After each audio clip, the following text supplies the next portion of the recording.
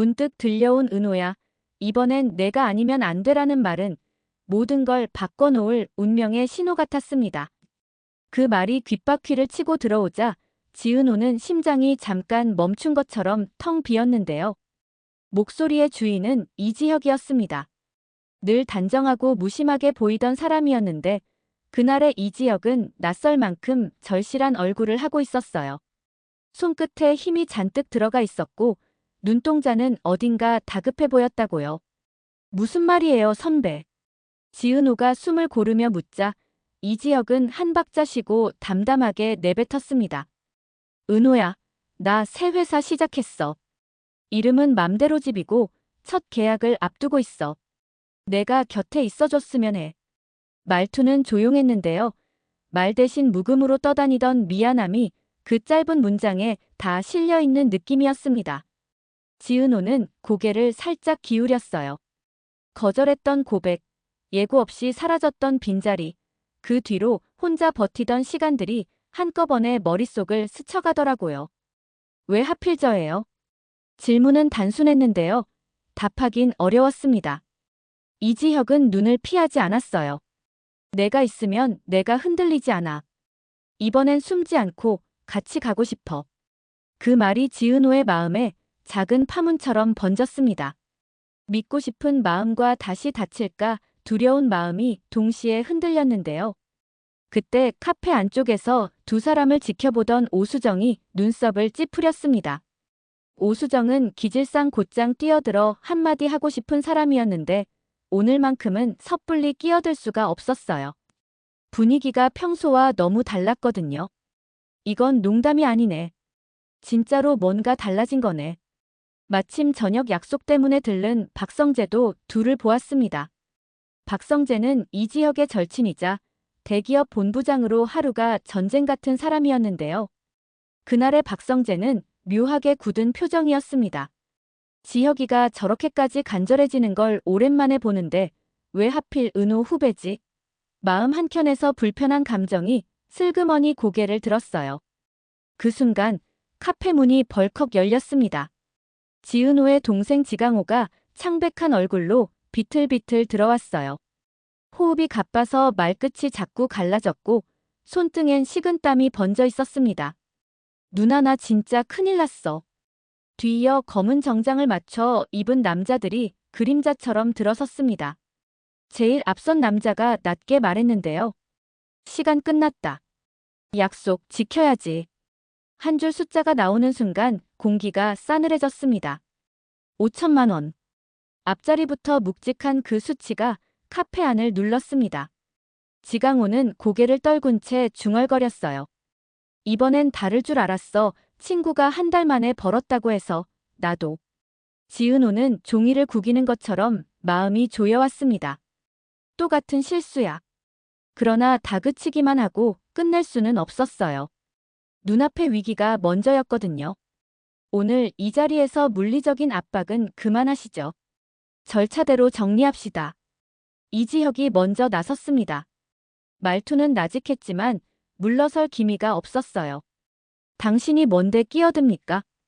앞선 남자가 차갑게 쏘아보자 박성재가 천천히 걸어 나왔습니다. 명함이 테이블 위에 가볍게 내려앉았는데요. 합법적인 조정 원하시면 연락 주세요. 지금은 여기서 더 크게 만들 생각 없습니다. 다만 위협은 오늘로 끝내죠. 잠깐의 정적 끝에 남자들은 서로 눈짓을 주고받더니 물러났습니다. 다만 돌아서기 전에 한 사람이 지강호를 힐끗 보고 말했는데요. 오늘은 물러나지만 대가 없이 끝나지 않아.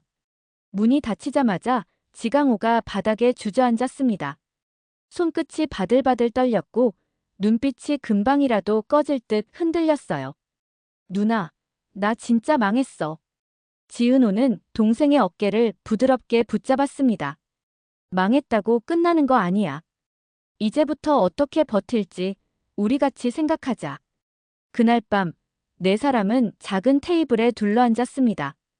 이지혁, 지은호, 박성재, 오수정. 말문이 쉽사리 열리지 않았는데요. 묵직한 기분을 맨 먼저 깬 건 이지혁이었습니다. 지강호 문제, 내가 구조를 만들게. 다만 숨어서 처리하지 않는다. 모든 단계 기록으로 남긴다. 그리고 정면으로 공유한다. 지강호는 고개를 더 깊이 숙였어요. 저 회피하지 않겠습니다. 알바 늘릴게요. 매달 갚겠습니다. 이때 이지혁이 자신의 과거를 꺼냈습니다. 정보아와의 결혼 파국 이후 정보아 쪽에서 미안함이라며 건넨 거액이 있었는데요. 그는 그 돈에 손을 대지 않고 묶어두었다고 했습니다. 자존심을 내려놓는 기분이 싫어서였다고요. 그런데 오늘은 생각이 달라졌다. 내 자존심보다 지금 여기 있는 사람들이 더 중요하다. 방패가 필요하면 그걸로 만들자. 대신 깔끔하게, 문서로, 기록으로.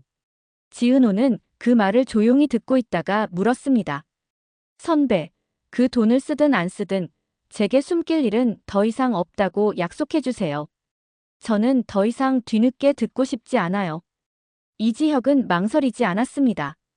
약속할게. 숨지 않겠다. 다음 날 아침, 변호사를 사이에 둔 조정이 진행됐습니다. 변제 계획, 이자, 경감 조건, 접촉 금지 조항까지 문서로 정리되었는데요. 지강호가 서명을 하려는데 손이 덜덜 떨렸습니다.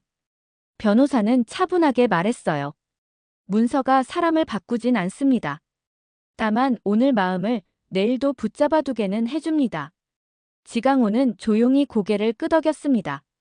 소식이 정순이에게도 전해졌습니다. 정순이는 식당에서 끓인 국을 보온병에 담아 카페로 가져왔어요. 사람은 누구나 헛발을 디뎌. 근데 다시 딛는 발걸음이 중요해. 그 발걸음만 포기하지 마라. 지강호는 뜨거운 김에 얼굴을 묻듯 국을 받아들었는데요. 감정이 올라와서인지 국물보다 콧등이 먼저 뜨거워졌다고요. 지은호는 동생의 손등을 꼭 잡았습니다. 지강호, 내가 힘들 때 나도 힘들었어. 근데 이제는 우리 둘이 같이 버티자. 혼자 덮어쓰지 말고. 짧은 말이었는데요. 지강호에게는 등받이처럼 느껴졌습니다. 이번엔 도망치지 말자. 진짜로. 며칠 뒤 맘대로 집의 첫 의뢰가 공식적으로 들어왔습니다. 이지혁은 지은호에게 정확히 절차를 공유했어요. 견적, 일정, 재료, 변수, 리스크. 말로만 숨지 않겠다가 아니라 보고와 상의가 일상이 되게 만들었습니다. 지은호는 놀랐습니다. 정말 달라졌네. 적어도 지금은. 둘은 봉사활동으로 연결된 집수리 일정도 다시 잡았는데요. 오래된 손잡이가 자꾸 헛도는 문이었어요. 지은호가 팔을 걷고 말했습니다. 힘만으로 안 풀리면 각부터 맞춰요. 천천히. 이지혁은 그 말을 곧장 실행으로 옮겼습니다. 작은 것부터 원칙대로 하자고요.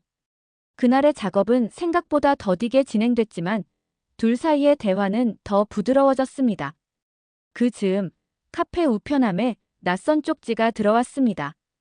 항상 지켜보고 있습니다. 띄어쓰기와 맞춤법이 엉망이었는데요. 이상하게도 손끝이 서늘해졌습니다. 장난일 수도 있지만 문장이 너무 건조했어요. 누군가 감정 없이 기록만 남기듯 쓴 문장처럼요. 누가 보낸 걸까요? 오수정이 낮게 물었고 이지혁은 종이를 오래 들여다봤습니다.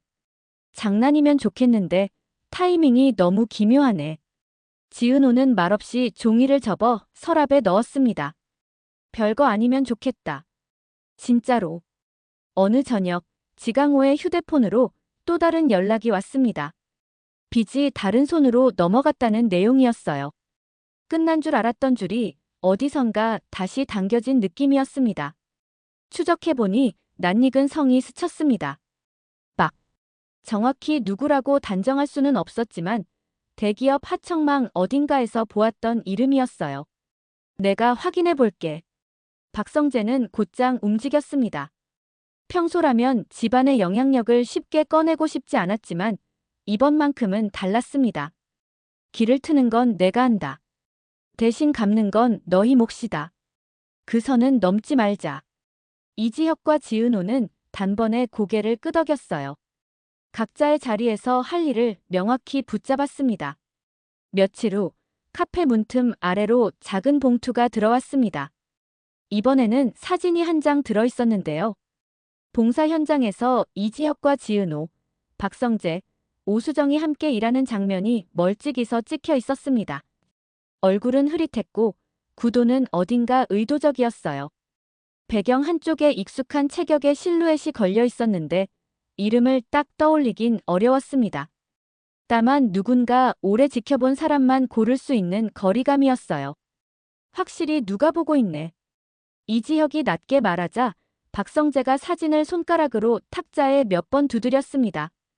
이건 경고다. 근데 목적이 뭘까? 돈? 아니면 사람? 지은호는 심호흡을 길게 했습니다. 겁내면 지는 거야. 그래도 겁이 난다. 그 무렵 의외의 의뢰서가 맘대로 집으로 들어왔습니다. 보낸 사람은 고성희였어요. 박영나의 어머니이자 박진석의 재혼 배우자, 늙것과 체면에 민감한 사람으로 알려져 있었는데요. 의뢰서의 핵심은 뜻밖에도 거칠해 말고 집의 속을 바꿔달라는 점이었습니다. 문장을 반복해 읽다 보니 뭔가 낯설었습니다. 겉보다 속? 이분이 받을 거야? 지은호가 묻자 이지혁은 잠시 생각에 잠겼습니다. 받자. 그러나 조건을 분명히 하자. 숨김없이 직진으로. 박영란은 그 얘기를 건너들으며 잔잔하게 말했어요. 변화를 원할 때 사람들은 보통 벽지부터 바꾸려 해요. 근데 진짜 바뀌려면 생활의 흐름부터 달라져야 하거든요. 말끝은 가볍게 들렸는데요. 묘하게 마음에 오래 남았습니다. 한편 박성재는 집안 식사 자리에 불려 들어갔습니다. 박진석은 호탕한 듯 보이지만 핵심만 짚는 사람인데요. 근래 내 주변에서 시끄러운 일이 들리더라. 박성재는 솔직하게 말했습니다. 친구와 후배가 얽힌 문제라 제가 나섰습니다. 불필요한 영향력 행사 없이 경로 정리만 돕겠습니다. 박진석은 잠시 아들을 뚫어지게 보다가 짧게 웃었습니다. 책임도 선도 아는 게 제일 어렵다. 내가 알아서 해라. 겉으론 가볍게 끝났는데요. 박성재는 대화를 곱씹으며 속으로 각을 다시 잡았습니다. 내가 보호하려는 게 누구인지, 그리고 어디까지가 도와주는 일인지 매 순간 점검하자. 이후 며칠 맘대로 집의 첫 프로젝트는 생각보다 부드럽게 진행되었습니다. 이지혁은 매일 아침 업무 공유 메일을 보냈고 지은호는 현장 일지의 디테일을 꼼꼼히 쌓아 올렸습니다. 둘의 호흡은 고르게 이어졌고요. 오수정은 틈틈이 커피를 들고 와 사람은 카페인으로 굴러가요라며 웃었고 이수빈은 오빠 회사 오픈 스토리 브이로그 찍어보자라며 아이디어 노트를 내밀었습니다. 그러던 어느 늦은 밤 전화를 받고 나온 지강호가 식당 뒤 골목에서 다급히 말을 이었습니다. 누나, 미안해. 나 연락 피하려고 한 적 없어. 진짜야. 근데 누가 자꾸 사진을 찍더라. 지은호는 등골이 서늘해졌습니다.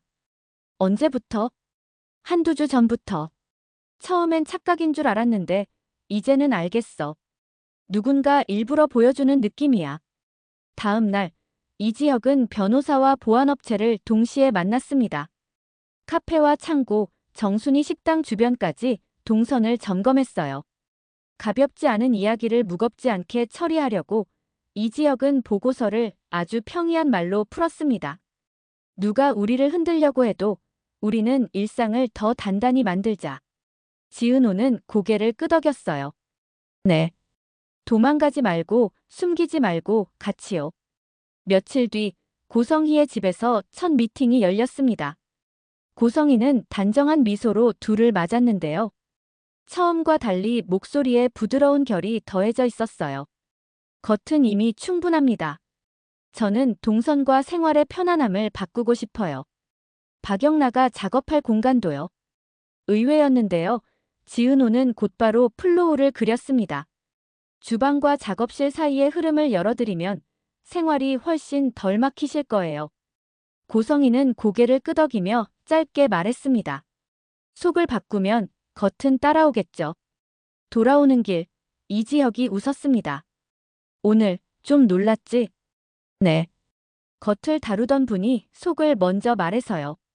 둘은 그 말의 무게를 다르게 받아들였는데요. 이지혁에게는 회사의 원칙처럼 들렸고 지은호에게는 사람의 마음처럼 들렸다고요. 그날 밤 우편함에는 또 하나의 종이가 들어와 있었습니다. 다음은 어느 쪽일까요? 문장은 여전히 건조했고 문체는 감정이 없었습니다. 대신 사진 속 그림자가 이번에는 조금 더 가까웠어요. 그 거리감은 알고도 못 잡는 짜증을 유발했습니다. 겁먹지 말자. 이지혁이 먼저 말했고 박성재가 바로 이어받았습니다. 겁은 먹되 물러서지 말자. 겁이 있어야 조심하지. 지은호는 둘을 번갈아 보며 미소를 아주 조금 지었습니다. 도망보다 조심, 숨김보다 공유. 지금 우리가 가진 무기는 그뿐이네. 며칠이 또 흘렀습니다. 맘대로집 첫 프로젝트 중간 점검날 예상치 못한 변수가 생겼는데요. 공급망 문제가 생기며 핵심 자재 일부가 늦어진 겁니다. 과거의 이지혁이라면 겉으로 덤덤하게 넘기고 혼자 뒤에서 불을 껐겠지만 이번엔 달랐어요. 그는 곧장 지은호와 박성재, 클라이언트 측에 상황을 공유했습니다. 대안을 몇 가지로 나눠 정리했고 비용 기간 완성도 3박자로 비교했어요. 지은호는 보고서를 읽고 천천히 고개를 끄덕였습니다. 오늘만큼은 정말 믿을 수 있겠네요. 이지혁은 짧게 웃었습니다. 오늘만큼 말고 내일도. 그 짧은 대화가 이상하게 오래 여운을 남겼습니다. 믿음은 대단한 선언보다 작은 반복으로 생긴다는 걸 두 사람 모두 몸으로 이해하고 있었거든요. 어느 저녁 정순이가 식당 마감을 서둘러 끝내고 카페로 왔습니다. 손엔 김이 모락모락 나는 수육과 막 담근 열무김치가 있었는데요. 밥 먹고 싸워라. 굶고 싸우면 말이 거칠어진다. 모두가 웃었는데요. 웃음 속에 묵직한 다짐이 함께 섞였습니다. 우린 밥이 있는 사람들이다. 밥이 있는 사람은 끝까지 싸울 수 있다. 그날 밤늦게 박성재에게서 메시지가 왔습니다. 확인 완료. 빚이 넘어간 창구에 박씨 성이 맞다. 다만 우리 집안의 직접 라인은 아니다. 움직임이 빠른 중간 손이다. 이지혁은 즉시 답장을 보냈어요. 선은 지키자. 오른쪽은 내가, 왼쪽은 내가. 박성재가 다시 보냈습니다. 가운데는 은호 후배. 그 한 줄에 셋이 서로를 지키려는 방식이 또렷해졌습니다. 며칠 뒤 새벽의 카페는 고요했는데요. 간간이 얼음이 녹는 소리와 에스프레소 추출음만 들렸습니다. 지은호는 레시피 노트를 정리하며 스스로에게 말했어요. 감정은 감정이고 일은 일이다. 둘을 섞으면 둘 다 망가진다. 그 말을 한 뒤 찻잔을 들자 어제보다 손이 덜 떨렸습니다. 그 시간대에 이지혁은 창고 책상 앞에서 견적을 다시 조정하고 있었어요. 메일 제목엔 공유 일정 비용 업데이트 3차가 적혀 있었고 첫 문장은 늘 같았습니다. 어제 논의 기준으로 수정한 내용입니다. 작은 성실함이 하루하루 쌓였고 그 성실함이 사람들의 마음을 조금씩 바꾸고 있었어요. 오후가 되었을 때 지강호가 새 알바 스케줄표를 들고 와 보여주었습니다. 누나, 야간이랑 주말 꽉 채웠어. 낮에는 엄마 식당도 도울게. 지은호는 칭찬보다 확인부터 했습니다. 무리하지 마. 꾸준함이 이기는 거야. 지강호는 웃으면서도 눈가가 반짝였어요. 이번엔 진짜로 오래 버텨보자. 그리고 드디어 맘대로집 첫 프로젝트의 중간 시연날이 찾아왔습니다. 현관을 들어서는 발의 움직임, 주방에서 작업실로 흐르는 동선, 창을 여닫을 때 공기의 흐름까지 체크했어요. 고성이는 한동안 말이 없었는데요. 나중에 아주 짧은 문장을 꺼냈습니다. 생활이 조금 더 숨쉬네요. 그 말은 칭찬이었고 변화의 승인처럼 들렸습니다. 박영란은 고개를 끄덕이며 중얼거렸습니다. 겉이 조용해질 때가 있죠. 그때 속이 말을 하거든요. 모든 게 보드랍게 흘러가는가 싶던 그 순간 마지막 봉투가 도착했습니다. 이번 문장은 더 짧았어요. 끝은 아직. 띄어쓰기조차 인색한 의도적으로 건조한 문장이었습니다. 모두의 시선이 동시에 올라갔고 공기가 잠시 멈췄습니다. 이지혁이 가장 먼저 입을 열었습니다. 우릴 겁주려는 의도는 분명합니다. 근데 방향을 바꾸지는 못할 거예요. 박성재가 이어 말했어요. 우린 지금까지 하던 대로 하자. 공유하고 기록하고 정면으로. 지은호는 마지막으로 정리하듯 고개를 끄덕였습니다. 숨지 않고 감추지 않고 같이. 밤이 깊어지자 간판 아래 불빛이 조용히 번졌습니다. 정순이는 식당에서 남긴 밥을 밀폐 용기에 담아보내며 덧붙였어요. 속이 든든해야 마음도 버틴다. 짧은 말이었는데요. 아주 오래가는 위로였습니다. 그날의 마지막 장면은 생각보다 소박했어요. 지은호가 컵을 닦으며 말했습니다. 선배, 오늘 보고서 잘 봤어요. 이지혁이 웃음인지 한숨인지 모를 소리를 아주 작게 냈습니다. 고마워. 내일 것도 오전에 보낼게. 네. 내일도 같이요. 그 대화는 큰 사건이 아니었는데요. 오히려 그래서 오래 남았습니다. 거창한 선언은 쉽게 잊히고 작은 약속이 오래 버틴다는 걸 네 사람 모두 알고 있었으니까요. 문고리는 이제 부드럽게 돌아갔습니다. 손잡이를 누를 때마다 딸깍하고 일정하게 들리는 소리는 묘하게 안심을 주었는데요. 누군가 우리를 지켜보고 있다 하더라도 문은 안에서 밖으로, 밖에서 안으로 여전히 열리고 닫혔습니다. 살아가는 일은 결국 그 반복 속에서 단단해지는 거였다고요. 그리고 아직 남은 퍼즐들이 있었습니다. 빚을 넘겨받은 손의 의도, 박씨 성을 가진 낯익은 이름의 실체, 건조한 문장을 남기고 사라지는 누군가의 그림자 고성이가 집의 속을 바꾸자고 했던 진짜 이유. 어느 하나 서둘러 결론 내지 않았는데요. 이유는 간단했습니다. 서둘러 덮으면 다시 터졌고 천천히 마주보면 조금씩 나아졌거든요. 다음 이야기는 아마 속을 더 깊이 바꾸려는 사람들의 선택으로 이어질 겁니다.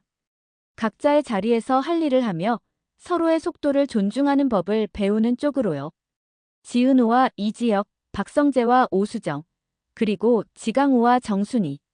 모두가 같은 방향으로 서 있으려 노력하는 동안 누군가의 건조한 문장은 언젠가 습기를 빨아들이듯 사라질지도 모릅니다. 아니면 새로운 문장으로 바뀔지도 모르고요. 분명한 건 하나였습니다. 처음과 달리 이번엔 누구도 혼자서 버티지 않겠다는 약속이 이미 이들의 일상 속에 녹아있다는 사실이었어요. 그 약속이 흔들릴 때마다 서로를 불러세울 이름도 이미 정해져 있었고요. 은호야. 응, 여기 있어. 그 두 줄이면 충분했습니다. 다음 장을 열기에는요.